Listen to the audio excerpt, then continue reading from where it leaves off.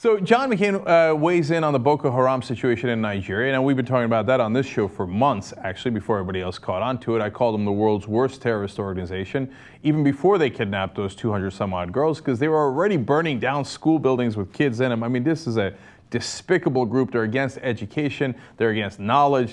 I mean, those are all the things that we stand for here. And I'm glad that the world has caught on to it. Some conservatives made fun, like, oh, yeah, there's a hashtag activism. Like, that'll make a difference. It makes a huge difference. It gets everybody talking about it. Now the Nigerian government has all this pressure to take action, whereas they didn't have as much before. And all of a sudden, we start to see some movement.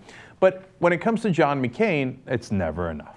We immediately have to go to war. Now, first, he says things that I agree with. So let's just frame it correctly. He says, the United Nations Charter recognizes crimes against humanity.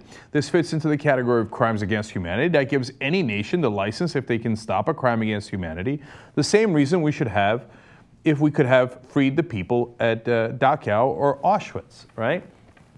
So he's saying, look, even if Nigerian government didn't agree to it, we would have the ability to, because of the international agreements, to take action in this regard. Now, I'm not sure that we should take action without the Nigerian government's approval. In fact, I'm pretty sure we shouldn't, right? But at least it's an interesting case to make. He's technically a little bit wrong. The Daily Beast goes on to explain the UN Charter does not explicitly mention crimes against humanity, but the Rome Statute of the International Criminal Court explanatory memorandum does, stating that the crimes against humanity are particularly odious offenses in that they constitute a serious attack on human dignity or grave humiliation or degradation of human beings, which could easily, in this case, qualify, right? So don't worry about nitpicking, which particular international law they're violating. It's an interesting point to make. But since he's John McCain, he can't stop right there. He's going to take it over the top. Then he goes on to say this. If they knew where they were, I certainly would send in U.S. troops to rescue them.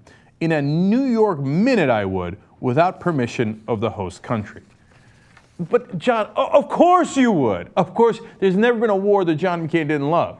Like, we're here to help you, so we're going to send in American troops. Whoa, whoa, whoa, whoa. How much trouble has that gotten us into? He makes it sound like, by the way, that we're not doing anything, which is crazy. It's not true. We're providing reconnaissance overflights, satellite imagery to the Nigerian government. We've got a dozen military advisors already on the ground in Nigeria that just got sent. When you put them on with the team that was already there, we've got 27 guys on the ground that are U.S. soldiers, so that's fascinating. Already we're headed in that direction. In the past, Nigeria had been slow to accept our assistance. Because of the international pressure, they're accepting it more now. That seems like the reasonable, sound thing to do, to go help those girls and at least have the Nigerian government and the Nigerian people behind us. John McCain doesn't want to hear any of it. Here comes the over-the-top quote.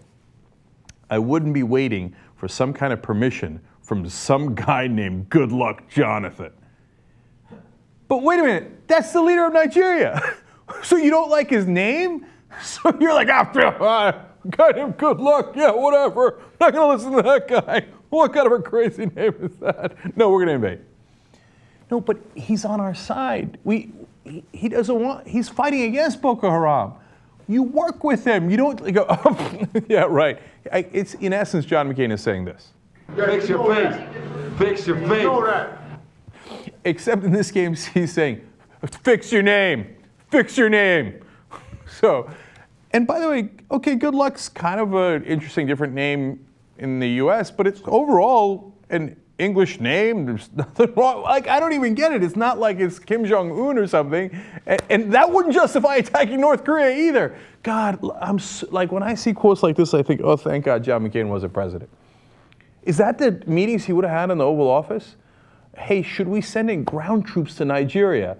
Well, the leader of Nigeria doesn't want us to, and he's on our side. Yeah, his name is Goodluck Jonathan. Whatever, man, we're going in. That's crazy, dog. And then he says, finally, I would not be involved in the niceties of getting the Nigerian government to agree, because if we did rescue these people, there would be nothing but gratitude from the Nigerian government, such as it is. I know, right? Like when we didn't get the permission of the Iraqis or the UN or anyone when we went into Iraq, just like John McCain said about that war, we got nothing but gratitude from the Iraqis, right? Yeah, go to that winning strategy again. Good luck with that. You see what I did there?